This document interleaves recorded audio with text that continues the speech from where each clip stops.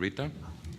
Thank you. It's my great pleasure to be here again in the Panhellenic Epilepsy Congress.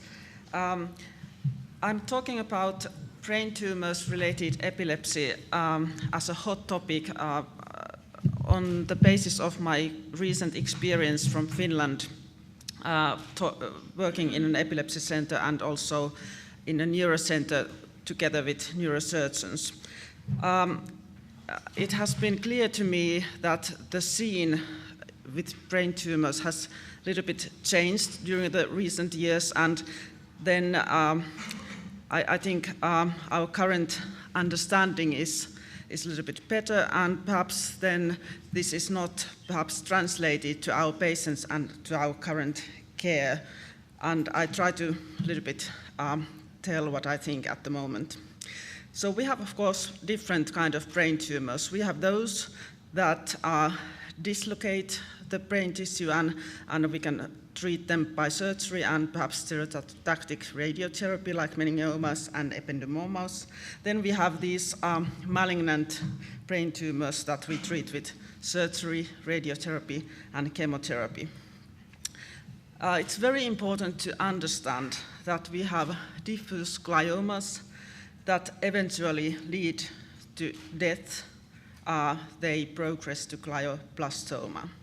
So we have different kind of grades of tumors. Those that we can really perhaps cure with total resection, meningiomas, and then these grade 1 gliomas, gangliogliomas, dysembryoplastic neuroepithelial tumors, which are usually cured by total resection.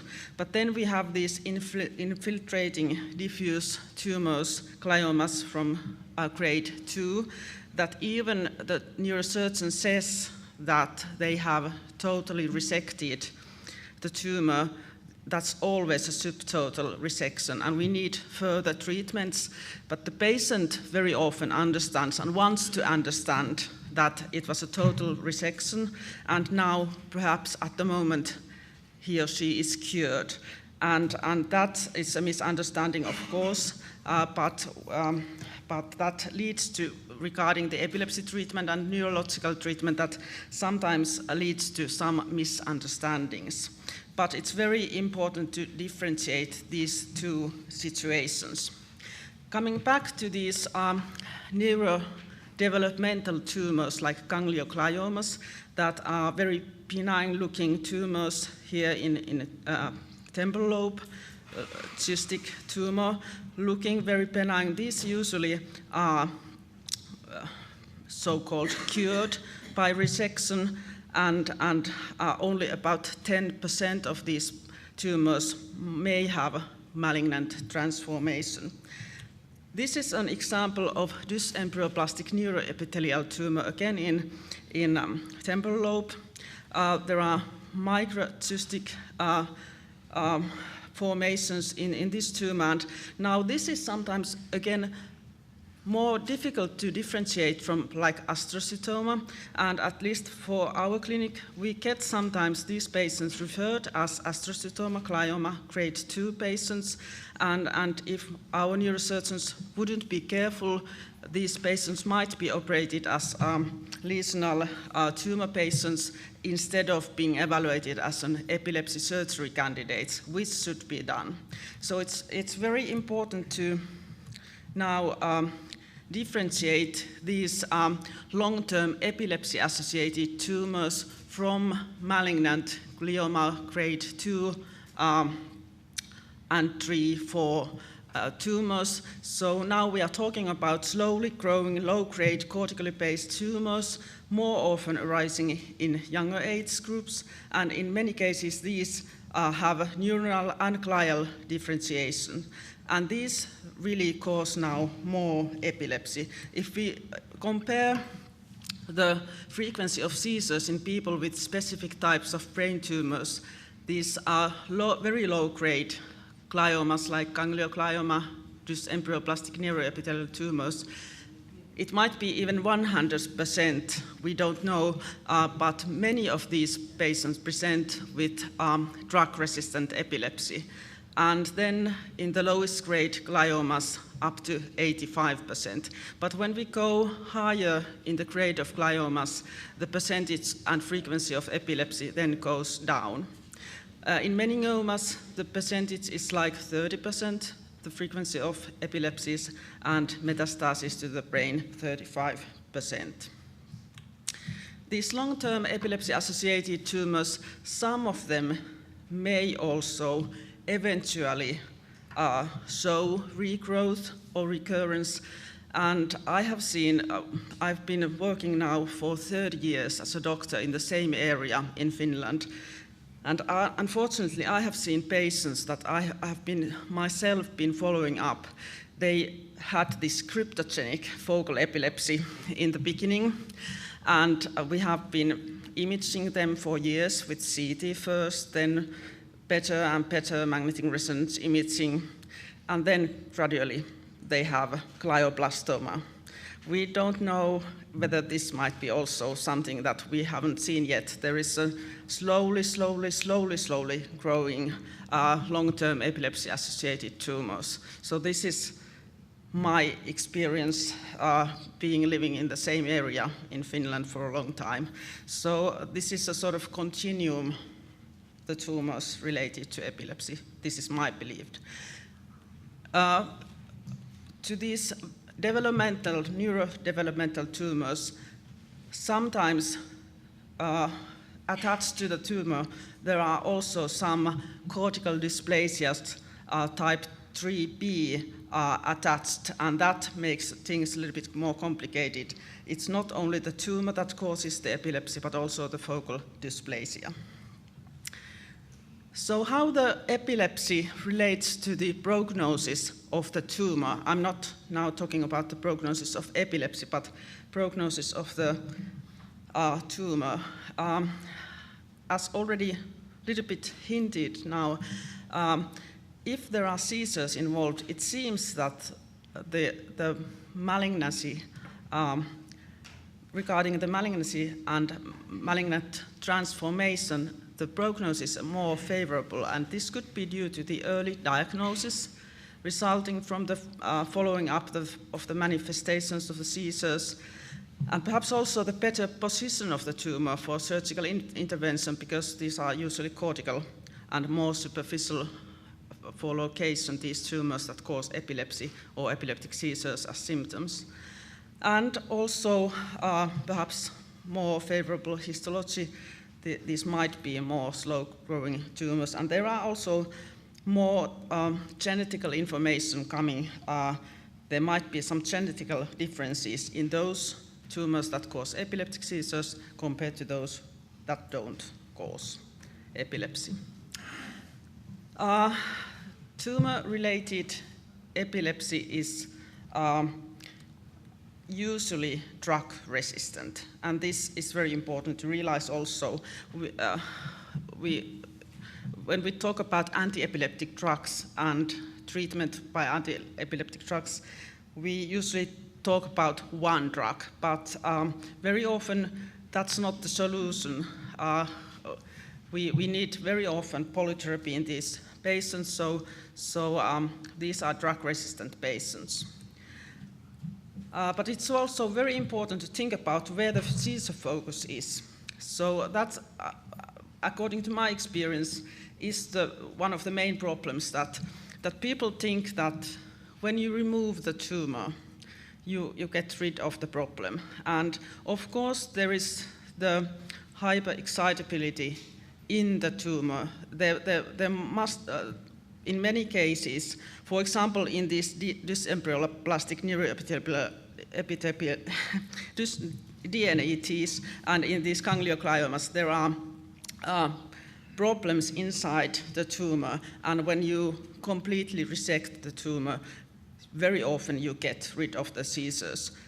But that's not usually the case. In very many of the tumors, also the tissue surrounding the brain tumor differs from the normal brain and respect the structure and the chemical activity, even in meningiomas. That has been shown by Christian Elke.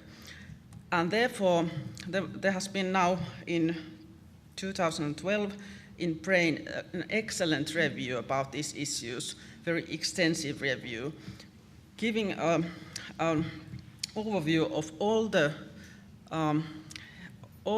possible influences in the tumor, in the peritumoral tissue, and also in the connectivity of the brain networks that are caused by these different tumors. So in the tumor, of course, when the tumor invades and infiltrates to the brain tissue, there are different kind of chemical changes and genetical changes, overexpression of different receptors, influences to the different chemical receptors, inflammation, and that causes the brain tissue to change and excitation to happen.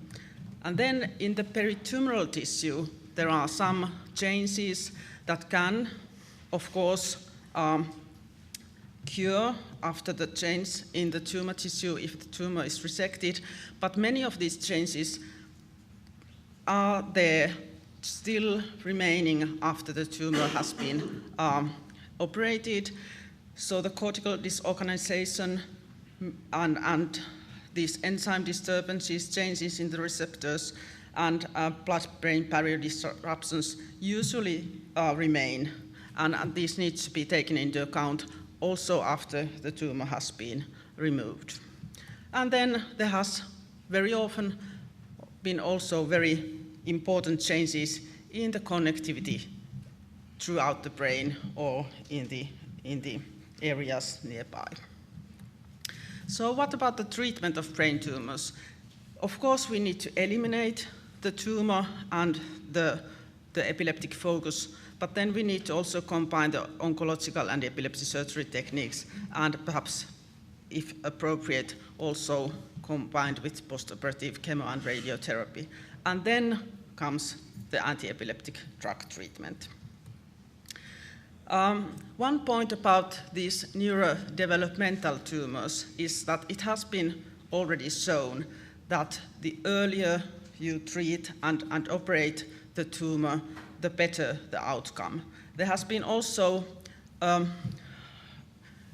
sort of meta-analysis of all the studies where there has been operations of glioneuronal tumors, and those factors that contribute to the outcome of these tumors are that if the patient had had seizures only for less than 1 year, and it was a total resection or nearly total resection, the outcome was better.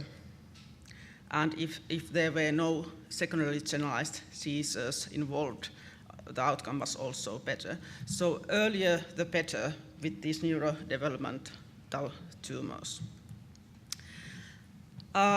It was also interesting to note this year that I think this was one of the first articles that really brought up to the attention that the removal of the tumor, whether it's benign or malignant, and the radiotherapy and chemotherapy are really also treatments for the seizure control. So they help to really control also the seizures in tumors, not only to treat the tumor. So there was a very good article in Oncologist about this. So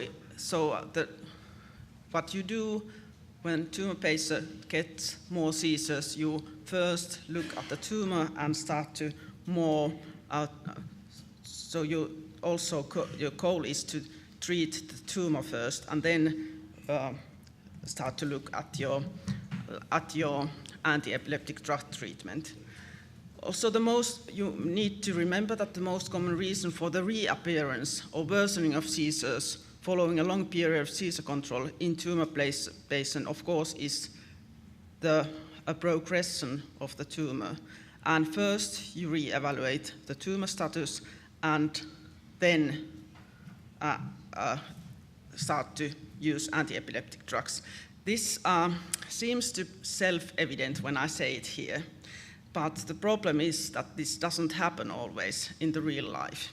So therefore, we as a community need to talk about it. This is the same thing as what you were discussing, whether the language needs to be clear. So we need to teach these things to others also. One important and interesting issue is that, as you heard yesterday evening, there are nowadays many molecular targets of anti-epileptic drugs. We have sodium channels, kappa receptors, even now AMPA receptor, and levetiracetam SV2A. And as I showed now in the tumor and in the peritumoral area, there are very many changes happening in these receptors and in the chemical and structural targets of these drugs. So taken together, these potential drug targets are modified in the tumoral and peritumoral area, and this probably is the reason why in brain tumor patients the drug refractoriness is so high. There has been some studies during the last years looking at whether specific anti-epileptic drugs would be beneficial specifically in brain tumor patients. But my opinion is that these are quite small, and perhaps the basis for these studies have been perhaps more or less marketing purposes. The drug companies, pharmaceutical companies have been trying to push their markets, trying to provide some data that my or their drug is better for use in these kind of instances. So they don't offer us so much scientific data. And as I said, these are drug-resistant patients, so perhaps we need all our armamentarium for these patients to be used. So all focal epilepsy drugs and all wide-spectrum drugs are needed sometimes for the treatment of these patients. One point is very important. There might be anti-epileptic drugs that may be beneficial for the survival of these patients. So there are some studies that have been done and are ongoing for the perhaps potential anti-tumor effects of anti-epileptic drugs. So for example, valproic acid has shown potent anti-tumoral effects also in glioblastoma, also many other solid tumors. And therefore valproic acid has been very much used in brain tumor patients also because it has not been enzyme inductor. So valproic seems to affect cell growth, angiogenesis, and tumor invasion. And this is still under investigation whether how useful it really is. There is also some minor evidence about levetiracetam and also carbamazepine in this respect. A couple of important points to be taken into account. Adverse effects. Tumor patients, of course, have already from the tumor cognitive and behavioral problems, and therefore we shouldn't increase these with our anti-epileptic therapy. And therefore, although, for example, levetiracetam is very good regarding the enzyme induction and interaction potential by not having those problems, it might sometimes be a problematic drug because it can cause depression. And on the other hand, drug interactions need to be taken into account. We need to sort of avoid drugs that have a huge interaction potential, because then these patients might have also chemotherapy ongoing, and that needs to be taken into account. But we cannot, I think, read those articles so tightly that that suggests that we shouldn't have all the armamentarium available, because these patients sometimes are really drug refractory. It's very important to remember that if a patient has a brain tumor and then gets epilepsy, it's a sort of double hit. So quality of life sometimes is really confronted very much, and these patients deserve also a good comprehensive care of epilepsy. Sometimes that is not done. These patients don't get really information about their epilepsy. Sometimes they don't even get epilepsy diagnosis. They have brain tumor and then they have some seizures, or they get medication, but they don't get proper diagnosis, and then that might lead into real problems. So it's very important to also diagnose the epilepsy and get a proper treatment plan for epilepsy for them. That's really important. This is to the very end for an example shortly from this year from Finland.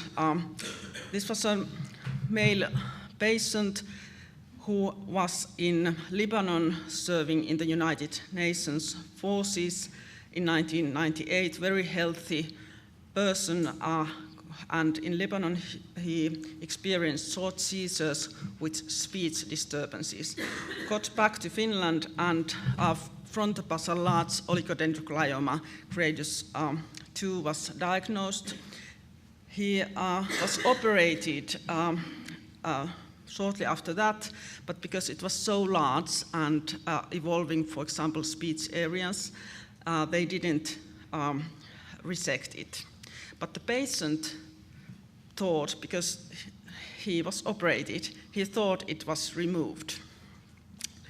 And then he was a little bit shocked when he was invited to radiotherapy, because he thought it was already taken care of. But they didn't discuss much about it. He got oxcarbazepine because the speech problems were there, the short ones, but he didn't understand why. So afterwards, he thought how he understood the situation was that the tumor was removed, and he didn't understand why the drug was given to him. He had not heard that he had epilepsy, so he stopped the medication. The seizures relapsed 2006, and anti-epileptic drug was started again, and gradually the progression in the tumor was evident. But this was never properly discussed with him. Until this year, he was admitted to our hospital due to drug-resistant epilepsy. And I think this is one of the examples where I really was in a situation where I really needed to start again, that the patient had a malignant tumor, and we had to go back to the malignant tumor treatment, which helped him when I finally got him to understand that he has a malignant tumor that needs treatment. We didn't need to much do anything to the epilepsy treatment, but to continue it, and then I needed to educate also him for the epilepsy. What is epilepsy? And I needed to, for example, deny him to drive a car, which was really bad. But he has been driving the whole time, and that sort of thing. So there has been a lot of discussion, but of course now at the moment things are better. But this is a good example how things can go really wrong in a very good setting of healthcare, like in Finland we do have. So in conclusion, brain tumors often cause epilepsy, and the tumor leads to changes in not only in the tumoral area, but also in the surrounding tissue, and at the further distance, eventually resulting in alterations in functional connectivity. So the treatment of tumor doesn't only lead to the cure of epilepsy, and this is a long-term treatment. So therapy should be aimed at eliminating the epileptic focus, but also to the decrease of epileptic activity of the focus and the surrounding area. And we need more studies for optimizing the anti-tumor treatment and its effects to the epilepsy. Thank you for your attention.